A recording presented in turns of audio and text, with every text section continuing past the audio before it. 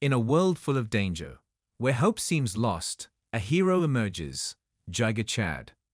With his sharp mind and unbreakable will, he forges alliances with dragons and even brings a female dragon into his goblin tribe for support during critical moments. Despite his efforts for the greater good, Jiga Chad faces challenges from useless thugs and greedy gold diggers. But fear not, his intelligence and strength will make him unstoppable. So join Jiga Chad on his wild ride as he navigates these obstacles and pursues his ultimate mission. Stay tuned for the thrilling adventure. Jiga Chad stands by a tree, his hand resting against its trunk. He feels a mix of embarrassment and fatigue. With a slight daze, he comments on the female dragon, remarking that it's just one dragon, yet she is incredibly fierce and ferocious. Rubbing his back, he reflects that he has evolved into a hero class after doing something lovely with her.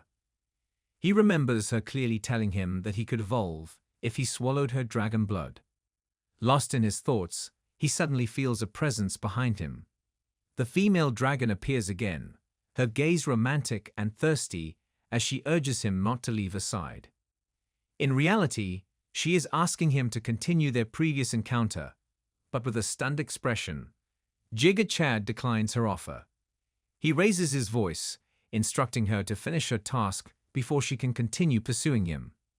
He sets his sights on the nearby goblins, lounging comfortably. He tells the female dragon to share some of her dragon blood with them and then return to him. Without hesitation, she swiftly moves toward the goblins. The goblins, utterly confused by her romantic demeanor, look to Jiga Chad, calling him boss and asking what's going on. But seeing his chance, Jiga Chad quickly takes off, escaping the scene. Night falls, and the goblins, now gathered around a bonfire, dance with joy in their hearts. They marvel at how they've all evolved after drinking the dragon's blood. Meanwhile, Jiga Chad is resting atop the female dragon, who has shifted back into her true dragon form. His mood is serious as he reflects on the legendary power of her race. Not only has he evolved into the hero class, but the goblins had as well. Yet despite this newfound strength, he knows it's not enough. They still lack proper equipment. With that thought, he commands his system to open, ready to take the next step. As the leader of the hero class clan, he wonders how he can maintain his prestige without increasing his strength. He pulls up his status bar and checks his current credit, 180 points. Seeing the amount, he feels confident that it's enough to exchange for some high-quality equipment. His attention lands on one item, the elemental crossbow. Its ability to absorb elements like water, fire, wind, thunder, and poison, and release elemental arrows catches his interest. Jiga Chad notes that it's light, offers long-range attacks, and can harness elemental power, making it a versatile choice. He then shifts his focus to another item, the Blade Stealer. This weapon allows the user to catch an opponent's weapon with their bare hands up to 3 times, and it costs 80 credits. Though cheaper, it operates on a set of rules, and Jiga Chad immediately considers how useful it would be against someone like the Sword Saint. Thinking strategically, he decides to take both the elemental crossbow and the Blade Stealer, confident in his choices for the next stage of battle. When he presses the exchange button, a message pops up, confirming that the weapons have been added to his inventory. After selecting them, he briefly wonders how effective his new high-class gear will be. Realizing he needs a test subject, his gaze lands on a human tied to a pole, Loda. With a smirk, he remarks that Loda is perfect for testing the weapon. As he approaches, Loda panics, his voice trembling as he anxiously asks what he plans to do. Before any answer comes, the scene shifts to the enchanted forest, where a group stands at ease. One of them, a girl with an air of arrogance, complains to the others that these low-class monsters are too boring to bother with. She adds, with frustration, that they should have stayed with the Sword Saint to guard the town and slay the dragon, instead of wasting their time here. The captain of the team, in a serious tone, tells the girl that the Dragon Mother has been troubling the town, and their senior, the Sword Saint, couldn't be bothered to deal with the goblins, so she left the task to them. As they discuss this, the captain suddenly senses something approaching and quickly orders everyone to stay alert for the opportunity. The girl in the hat calls out to him, pointing in a direction. She mentions that something is there. When they look, a massive spider appears.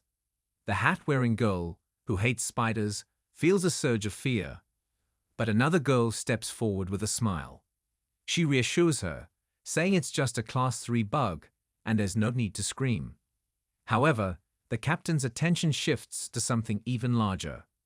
When the presence finally reveals itself, it's a massive goblin. Stunned, the captain realizes it's a hero-class goblin. He exclaims in amazement that they found the leader far sooner than expected. Seeing this, the girl beams with excitement, declaring that now the glory will belong to them. As the captain gives the order for everyone to begin the fight, the archer girl prepares to fire her arrows. But before she can release them, a soldier steps forward from behind, stopping the group. In a polite tone, he addresses the captain, stating that since he has already slain many goblins, he'd like the chance to take on this one.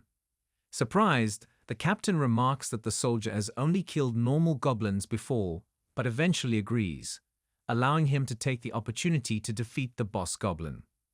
With a calm confidence, the soldier strides forward, boasting that he will take down the goblin with just one shot. However, when he hurls his weapon at the goblin swiftly catches it, shocking everyone. The group stares in disbelief, murmuring that such a feat should be impossible. Reacting quickly, the captain calls out to the hat-wearing girl, telling her to act as their tank and activate her shield. Without hesitation, she uses her magic to conjure a shield wall in front of the group. But when the goblin boss throws the weapon back at them, it slams into the shield with immense force, causing significant damage. Stunned by the goblin's sheer power, the group stands in even greater astonishment, realizing the fight will be far more difficult than they expected. The archer girl, growing angry, arrogantly declares that her arrows and bow are far more powerful than this goblin. As she draws her bow and uses her ability, a sudden attack comes from behind. A goblin assassin appears and plunges its hand into her stomach. Stunned, she gasps, shouting to the others that it's a goblin assassin before collapsing from the pain. The rest of the group becomes even more focused, realizing the danger they're in. The hat-wearing girl urgently calls out to the captain, pointing in a direction. When the captain looks, he sees a swarm of goblins surrounding them. In an instant, the goblins overwhelm and defeat them all. One of the larger goblins, grinning, declares that the soldier and the captain are his to eat. Another goblin grabs the hat girl, claiming her for himself. Just as he's about to take a bite, the first goblin, named Kwang, stops him. Calmly, Kwang reminds him that their boss, Jaeger Chad, ordered them to capture the humans, not eat them. However, the second goblin, named Tian, protests loudly, arguing that they've killed so many humans and grown so strong that they should be able to control their spoils of war. Hearing his defiance, the other goblins begin to voice their agreement, telling Kwang that now they are stronger and no longer need to follow Jaeger Chad's commands. They believe they can lead their tribe themselves. After a brief moment of consideration, Kwang looks at his reflection in the mirror of his weapon and, satisfied with what he sees, agrees to take on the role of their leader. With their decision made, the goblins return to their tribe, dragging the captured humans with them. As they march, they loudly chant Kwang's name as their new leader. Upon their arrival, the Goblin Queen turns to Jaeger Chad, her expression serious, and asks if he can handle this situation. As Tian moves to devour the captain's body, Jaeger Chad steps in, ordering him to stop, stating that the human holds valuable information. Tian, however, challenges him, demanding his women in exchange for sparing the captain, a remark that shocks both of Jaeger Chad's female companions. In a cold, serious tone, Jaeger Chad asks him if he truly understands the gravity of what he's saying. Chen, undeterred, points to Kwang and declares that he is now stronger than Jagged Chad, and from now on they will follow his orders. Jagged Chad quickly grasps the situation and calmly orders Kwang to capture Qian, promising to forgive him if he complies. Qian, with a smug attitude, claims that Kwang won't obey because he no longer listens to Jagged Chad's commands. But to everyone's surprise, Kwang follows the order without hesitation, swiftly grabbing Qian by the head and smashing it to the ground. The goblin girls flinch in fear, and the little goblins are left confused by the sudden turn of events. Kwang, standing over Qian's crushed form, explains that as his strength has increased, he now understands the hierarchy better. With a cold and ambitious tone, he declares that he will kill Jagged Chad and take the leadership for himself. Jagged Chad assesses his abilities, noting his impressive strength score of 1200. With that knowledge, he briefly considers the challenge, but in an instant his mood shifts. A dangerous aura surrounds him as flames ignite in his hand. His eyes, now filled with a deadly intensity, lock onto Kwang. In a strict and threatening tone, he asks if he really intends to fight him. The other goblins, watching this scene, are completely stunned and terrified by his sudden display of power. He addresses the little goblins, clearly asking them who stands by Kwang's side and who stands with him. As he does this, the captain, still lying on the ground, feels a wave of surprise wash over him. He begins to suspect that there's something unusual about this goblin leader. However, he finds some comfort in the thought that since Kwang seems stronger, if Jagged Chad falls, they might easily escape from this situation. As the tension builds, some of the goblins drift toward Jagged Chad, while others remain loyal to Kwang. With determination, Kwang aims his weapon at him, poised for battle. The captain observes, convinced that Kwang holds the upper hand. Yet, as Kwang unleashes a powerful slash toward him, the captain is taken aback when Jagged Chad effortlessly dodges the attack. Realization dawns on him. Jagged Chad appears to be the stronger of the two. Seizing the moment after his failed strike, Jagged Chad pulls a weapon from his system. He quickly takes aim at him and unleashes a powerful counterattack. Kwang is taken aback by the speed of his weapon. He quickly realizes he must block the incoming attack and braces himself, using all his strength to deflect Jagged Chad's blow. After successfully blocking the strike, he charges forward and leaps at him. In that moment, a massive blast erupts within the tribe, stunning both the goblin girls and the other goblins. As the dust settles, Kwang's astonishment deepens when he sees that Jagged Chad has effortlessly stopped his attack with just one hand. This remarkable feat is thanks to Jagged Chad's second blade stealer skill, which allows him to catch weapons barehanded up to 3 times. Jagged Chad counters with a few strikes, then calmly asks Kwang if he wishes to continue the fight. Realizing he has been outmatched, Kwang concedes and admits his defeat. The other goblins, now filled with fear at Jagged Chad's display of strength, plead for mercy, begging him to spare their lives. Just then, Ifraya, the human girl living with Jagged Chad, steps forward. With his permission, she uses her healing abilities to tend to Kwang's wounds.